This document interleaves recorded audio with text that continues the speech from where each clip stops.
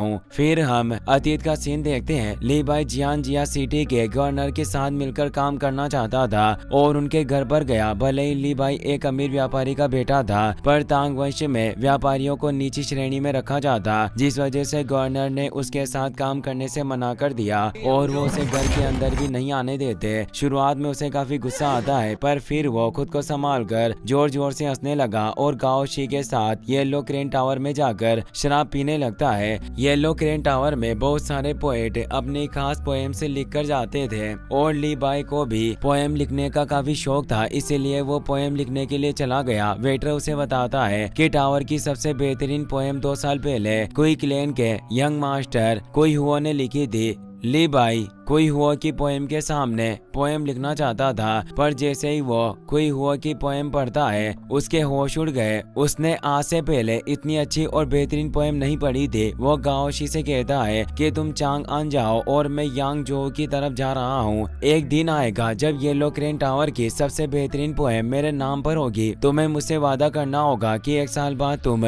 मुझसे मिलने के लिए आओगे। ये कहकर वो बोट पर बैठकर वहाँ से चला गया। गाओ शी भी चांग आन कैपिटल में पहुंच गए थे और सेना में शामिल होने की कोशिश करते हैं, पर उनके दादाजी के बाद गाओ कबीले का कोई सदस्य सेना में शामिल नहीं हुआ था, जिस वजह से कोई गाओ शी को अपनी सेना में भर्ती नहीं करता। उनके पास कोई रास्ता नहीं था, इसीलिए वो स्पीयर डांस की मदद से प्रिंस ची और प्रिंसेस यू जेन को खुश करने की कोशिश करते हैं, ताकि उनके हुनर से खुश होकर प्रिंस उन्हें सेना में शामिल कर ले। प्रिंस ची को उनका डांस काफी अच्छा लगा था, पर यू जेन को डांस कुछ खास नहीं लगता, जिस वजह से उन्हें कोई काम नहीं मिलता। वहाँ उन्हें दोफू मिलता है जो उनकी तरह पोएम लिखता था, पर अफसोस की बात है कि उस वक्त ज्यादातर शख्स पोएम लिखते थे और हर किसी की पोएम फेमस नहीं हो सकती थी। अगले दिन गाओ शी एक सिंगर को घोड़े से नीचे गिरने पर बचाते हैं। वो सिंगर रात को प्रिंस ची के घर पर गाना गा रही थी। गाओ शी उससे गाने के बारे में पूछते हैं। वो बताती है कि वो गाना मैंने नहीं बल्कि ली बाई ने लिखा था। उसके बारे में सुनकर गाओ शी दंग रह गए। उन्हें यकीन नहीं हो रहा था कि ली बाई की लोकप्रियता यांग जो सिटी से चांग आन कैपिटल तक पहुंच गई। उन्हें चांग आन कैपिटल में 1 साल हो गया था और उन्होंने ली बाई से वादा किया था वो उससे मिलने के लिए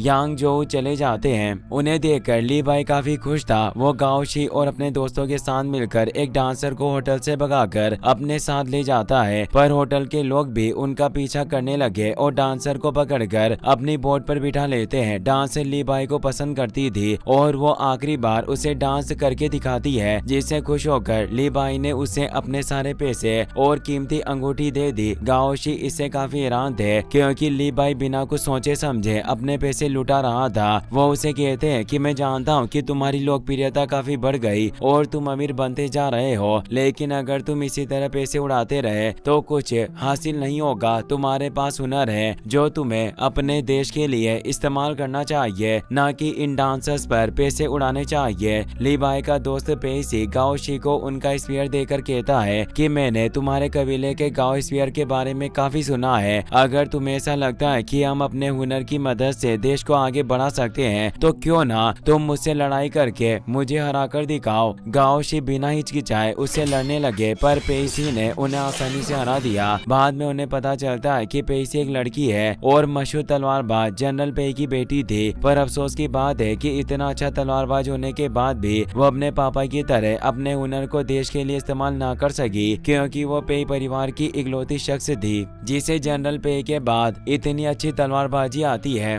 पर तांग वंश में लड़कियों को सेना में भर्ती नहीं किया जाता, जिस वजह से वो इसी तरह अपनी जिंदगी गुजार रही थी। सारी चीजें पता चलने के बाद गाओ शी को ज्यादा ताकतवर बनना था, इसीलिए वो ली बाई से अलविदा लेकर वापस अपने गाँव आ गए। वहाँ वो अपनी ताकत बढ़ाने के साथ साथ गाँव के लड़के जवान की मदद से अपनी पढ़ाई और बोलने की परेशानी को भी सुधारते हैं। 3 सालों बाद गाँव वाले एक चोर को पकड़कर गाओ शी के पास लेकर आए। वो और कोई नहीं बल्कि ली बाई था। गाओ शी गाँव वालों से माफी मांगकर उसे छुड़वाते हैं। उन्हें देखकर ली बाई काफी खुश था और उनके साथ कुश्ती करने लगता है, पर इस बार गाओ शी ने आसानी से उसे हरा दिया। अब गाओ शी भी पोएम लिखने लगे थे और ली बाई ने भी उनकी पोएम सुनी थी, जिससे खुश होकर वो उनकी तारीफ करने लगा। वो बताता है कि तुम्हारे यांग जो से आने के बाद मुझे पता चला कि मेरे पापा की मौत हो चुकी है और जब मैं घर वापस आया तो मेरे भाई भाइयों ने सारी